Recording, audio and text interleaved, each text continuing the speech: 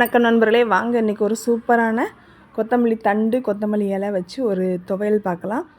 இது மழைக்கு வந்து சூப்பராக இருக்கும். இந்த மாதிரி ட்ரை பண்ணி வச்சுக்கோங்க. இது நல்லா 2 நாள் கூட நம்ம ஸ்டோர் பண்ணி வச்சுக்கலாம். அதுக்கு வந்து நான் நல்லெண்ணெய் வந்து ஒரு 2 ஸ்பூன் கிட்ட ஊற்றிருக்கேன்.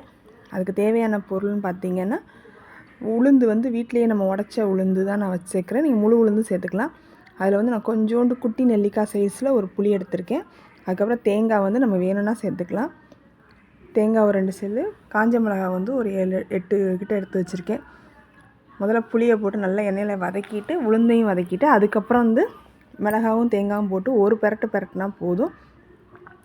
உளுந்து வறுபட தான் இதுக்கு நேராகும். அந்த உளுந்து மட்டும் நல்லா வறுபட்டுருச்சு அப்படின்னா நமக்கு துவையல் ஆல்மோஸ்ட் ரெடி ஆயிரும். இது ஈஸியாகவும் செய்யலாம், உடம்புக்கும் அவ்வளோ நல்லது. அந்த தண்டு சேர்க்கறனால நல்ல ஃபைபர் நமக்கு கிடைக்கும். இதையே போட்டு சாதத்தில் போட்டு பெரட்டியும் சாப்பிட்லாம்.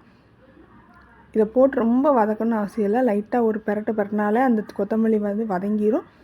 தண்டு வதங்கிறதுக்கு தான் கொஞ்சம் டைம் ஆகும். டைம்னா 1 செகண்ட் தான் ஆகும், ரொம்பவும் டைம் ஆகாது. அதை அப்படியே நல்லா பெரட்டி விட்டுட்டு அப்படியே நீங்கள் அரை வச்சுக்கோங்க. அரைக்கும்போது உப்பு சேர்த்து நம்ம அரைச்சிக்கலாம். அவ்வளோதான், முடிஞ்சிச்சு. ரொம்ப ரொம்ப ஈஸியாக செய்யக்கூடிய ஒரு துவையல். ஆனால் இன்ஸ்டண்ட்டாக செய்யும்போது உடம்புக்கு அவ்வளோ நல்லது இது.